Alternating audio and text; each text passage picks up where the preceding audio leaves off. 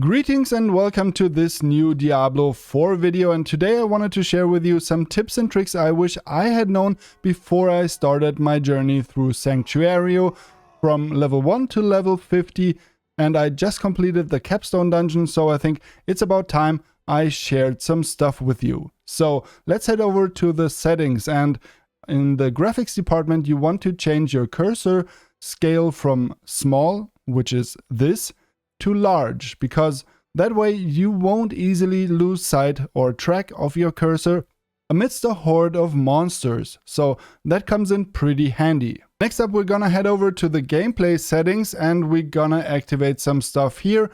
So I would definitely show damage numbers and highlight player when obscured. I think that's standard, but what isn't activated by standard is advanced tooltip compare and advanced tooltip information, and I'll show you exactly what that means. So we'll head over to our gear, and if I want to compare this helmet, for example, I just press Shift on the PC and I can see exact information on what changes. So not only the armor value is displayed, or the difference in armor value, but also the difference in all of the affixes. That's what Advanced Tooltip Compare does for you. It shows you all the changes, even those of the affixes, and which properties are lost when equipped and which are added. So this is pretty good and valuable information if you want to really know if the new item is that much better or if it only has a better armor value. So go ahead and activate that definitely. And now let's check out what the advanced tooltip information does for us. So look at this sword here. Our legendary affix, which you can easily recognize by the orange star and description, says, after spending 100 fury, your next weapon mastery skill deals 88% increased damage. And the advanced tooltip information shows us the exact range with which those affixes can drop. So I have 88% increased damage right here, but this item or this affix can roll with as low as 82% and as high as 100% increased damage. So my roll is pretty weak. When we head over to my pants though, you can see the legendary affix, when hit while not healthy, a magical bubble is summoned around you for 5 seconds. And this can roll from 3 to 5 seconds. So my roll is a 100% roll. So you definitely want to keep this roll and keep this legendary affix and not destroy or sell this item. So this setting will be very important throughout all your journey in Sanctuary, and another tip I've got for you later down the video, so stay tuned on that. So now we head back into the options, and under gameplay I would change some more things. So you can change the behavior of items on the ground. So the label display, I set this to push to toggle on and off. That means if you have some items on the floor, normally they would be fading out like this after 10 seconds. But now I can just press the Alt key on the PC or keyboard and all the items are displayed all the time. If I press Alt again, they're hidden all the time. But if you press Alt once and you got them visible, they will stay visible forever and not fade out. So it's much easier to spot loot and not to miss it. I would definitely activate that. Now let's head back to the gameplay settings again, and I always would display minion health bars, especially if you're on a necromancer, of course. But I also would display monster health bars always. So this I think is on hover only, but you should put it on always on, so you always got good information on how healthy your enemies are. Next up, I would definitely turn on display player highlight. What that means is that your character always has this green glow around him, so you can easily spot him right in between some monsters, and if there are 30 to 40 monsters on screen, you won't miss him or lose him. That's pretty helpful, especially when fighting all the hordes from the underworld. So let's head back to the settings and check out the last relevant category. So we've got the controls, and there I would definitely bind force move to one of your mouse buttons, for example. What that does for you is that if that's a boss right here and he does an attack and for example there are lightning bolts flying towards you and you want to evade them and you want to run here, but you can't because there's an enemy. So if you click your left mouse button, you would attack this enemy. What you instead want to do is run there, and that is exactly what force move does for you. No matter what, if there is an enemy or not, you can run always. So for example, with a big boss fight like Ashava, and you're standing right here between his legs and you want to move around some inches because, for example, there's a poison pool or something like that, then you can always move just right there between his legs without attacking him all the time. And that is pretty helpful all the time. So definitely go ahead and bind this key. And another key I would bind is a little bit down on the wheel section. There I would bind in the middle wheel the input 8, so top left corner. I just put it on any key because what that does for you is if you open up the emote wheel, you will leave the dungeon. So any dungeon you're in, you just press the key and you always can leave the dungeon with one button press. You don't have to open up your emote wheel, you don't have to open up your map and manually pick a fast travel point or the exit of the dungeon. Just press that one button and it's done. Next up, I want to talk about your loot and vendors. Obviously, you will be collecting a lot of loot and a lot of trash you don't need. So you can always mark items as junk by pressing spacebar in your inventory. And then you could go to a vendor and just sell everything or everything that is marked as junk. So that's pretty handy, but I wouldn't advise you to sell your stuff. Just go ahead, go to the blacksmith and then salvage all the items you marked as junk, because what that gives you is new crafting materials and you will be needing those a lot. So especially in the end game, when you're at level 50 and above, you will be needing those items all the time and a pretty hefty amount of them. So you better start collecting them throughout the campaign. You will be getting gold left and right, and even if you have to get gold quickly, you can just fill up your inventory by completing a dungeon or some open world events, and then you sell all that stuff and you get a big amount of gold. So that's no problem at all. What is a problem are those crafting materials. So you really want to start collecting them sooner rather than later. So go ahead and always break your stuff down. Did I just say you always want to break your stuff down? Well, that's not entirely true, because some stuff you don't want to break down at all, especially if it's a pretty good roll. So like I showed you before, you should activate the advanced tooltip information to really be able to determine whether a roll is good or bad. This is a pretty good legendary roll, and I would rather keep this as an aspect than breaking the item down and losing the affix forever. So what you're gonna do is you come to the occultist, for example in Kyovashad, and then you go ahead and extract the aspect. This can be really expensive, so be careful just to pick all the items that really have good rolls on them. If they have trash rolls or if they are just medium, don't keep them. Go ahead and salvage them so you get the crafting materials. But all the good rolls, you would want to keep them for later on, so you can craft your god rolled items for the end game. This is really important. So go ahead, go extract the aspect. Like you can see, it's pretty costly.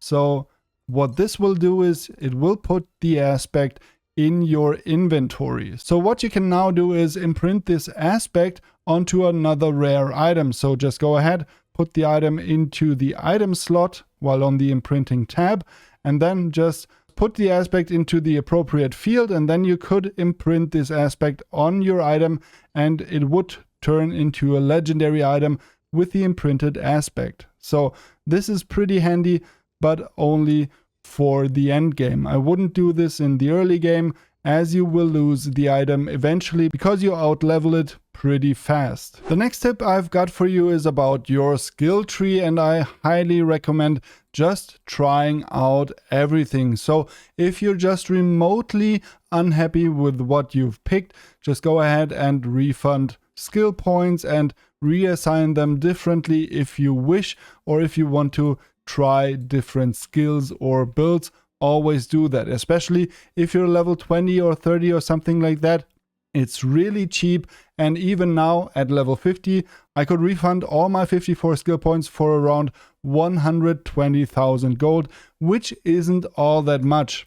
Because if I sell a whole inventory of blues and yellows, I would get around 200 to 250,000 gold. So that's pretty easily and fast farmed gold. So just go ahead and try out everything, and always reskill if you're unhappy or feel creative. If you enjoyed the video so far and found it really helpful, a thumbs up would be very much appreciated. For even more Diablo 4 content, be sure to get subscribed to the channel and also activate the bell notification to never miss a video. If you want to further support the channel, go ahead and check out my partner Instant Gaming in the video description down below. There you can get gift cards for your respective store, or even Blizzard balance for a really good price. So go ahead and save some bucks while simultaneously support me and the channel. Thank you very much. Next up, I would really highly recommend always using your map marker. So you can place this, everybody in your party can see this, and it will show you on the minimap exactly where to go. This is an invaluable tool while traversing the open world and the vast lands of Sanctuary, so this will help you to get exactly where you want to go. And you can always also place it into the Fog of War, so if you've got a new quest marker, for example, or something where you want to go and you don't know how to get there, just use your map marker. This is a really invaluable tool, and you should definitely not miss out on using it. Next up, we've got to talk about the most valuable tool you've got outside of the game. This is the map of mapgenie.io. You can find the link in the video description down below, and you should definitely make use of this map and the extensive knowledge that was put into it. So everybody can contribute to this, and you can head over and just look at anything you can find in the world of Sanctuary. It feels kind of overwhelming when you first look at it, but you can hide everything. Then you've got your plain map, and then you can just show the things you want to show. So let's go ahead and just put the points into waypoints, strongholds, for example, dungeons, and then let's activate the altars of Lilith. So now you've got a pretty good understanding of where to find what. And if you log into an account, you can also then check off things you've already found, which is pretty helpful in finding all those altars. So that's one thing. And another thing I would highly recommend on doing right away is to, let's activate waypoints here, is to check out all the areas of the open world bosses in game. So you have to head over and remove the Fog of War, for example, in the Crucible, so you can see the timer on a new world boss. Otherwise, they won't show up. So if you haven't been here and explored the area and removed the Fog of War, you won't see if there will be another open world boss event, and you should definitely go ahead and complete those, because they always give you good loot.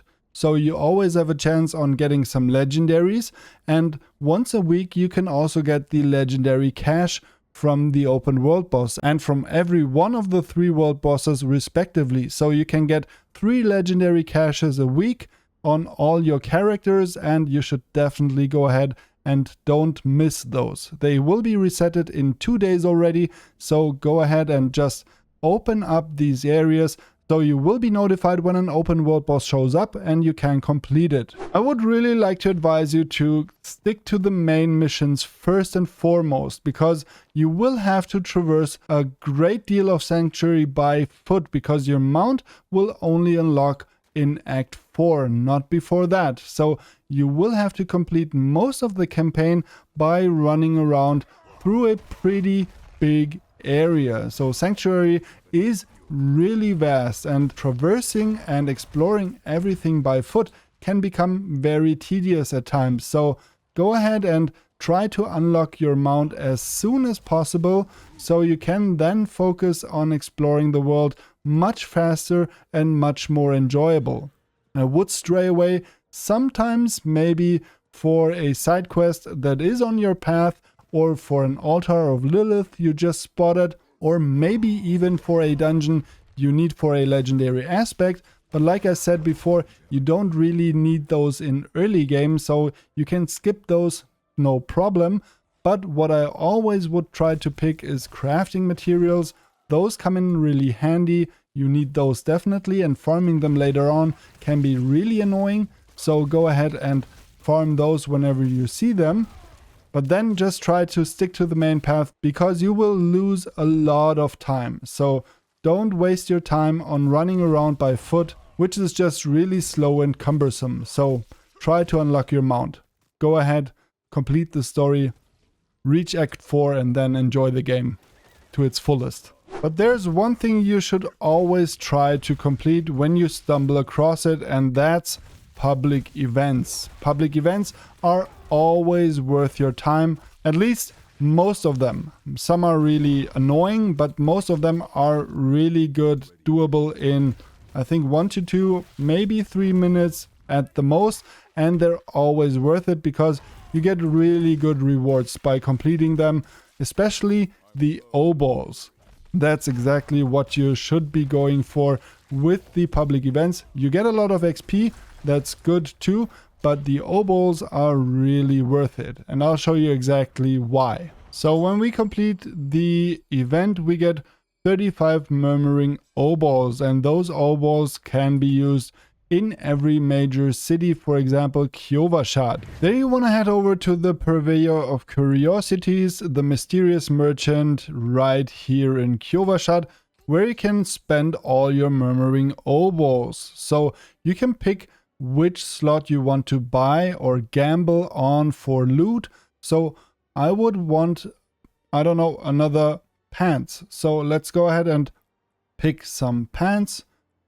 They're here, they cost 40 obols each, so if we're lucky we will get a legendary. We could get everything from common to magical, rare, or even legendary loot with legendary aspects. So if we're lucky we get a pretty good roll, like here. We've got a max roll, so you gain 0.5% increased armor for 4 seconds when you deal any form of damage, stacking up to 50%. So that's an upgrade right there. Pretty big one, I'd say. So let's go ahead and just roll for some caps, for example. We've got a blue one here, another blue one, and now we're out of O-balls. So there you go. That's why you always wanna farm events or complete them when you stumble upon them.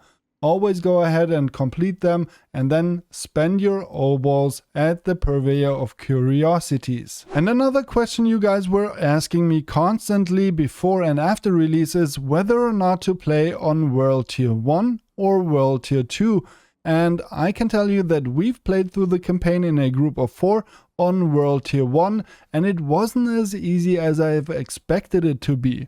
It's still quite a challenge, you can still die, so you won't be just breezing through the campaign, and you still have to take care about your surroundings, the enemies, and especially your gear and build. So it's not quite the easy mode everyone thought it would be, especially not if you're playing in a group of 4. So I don't see the benefit in playing on World Tier 2 for only 20% more XP and only 20% more gold. I would go ahead and put your world tier on World Tier 1, especially because you don't even get extra or better loot. So you get the same amount of O-balls at public events, you would get the same gear on World Tier 1 like you would get on World Tier 2, so there's no real benefit. I'd say go ahead, put it on World Tier 1, and then you will eventually have to put it on World Tier 2 to complete the capstone dungeon, and then you head over on World Tier 3 where you get better loot, much more XP, and also lots of more currency. Another thing I would like to recommend is not picking up every side quest you stumble upon. Side quests are those blue exclamation points you can find practically in any of the strongholds or social areas. So don't go ahead and pick up everything because you have a limited amount of side quests in your quest tab. You can only pick up 20 at a time, so you're pretty limited here. If you go ahead and pick up any side quest you stumble upon, you will reach the maximum pretty fast. So I'd rather recommend you'd either pick up just a few or you complete them right away, which I wouldn't do because you then again stray away from your main campaign, wander around by foot and not get your mount as fast as possible. What I would do is like only pick up 10 at a max and then leave the other 10 slots for side quests you can complete along the way. So what happened to me is that I completed an open world event right here, and then there was a quest item that dropped to the floor. So it was one of those items, those turquoise items, and I couldn't pick it up because all my quests were at maximum. What would have happened is that I picked up the quest item and auto-completed a quest that I didn't pick up until then. So you can already get the item that you need to complete a side quest, even though you haven't picked up the side quest by then. Then you just get the marker where you have to deliver the item to, and then you complete the quest right away without first picking it up, which is really great.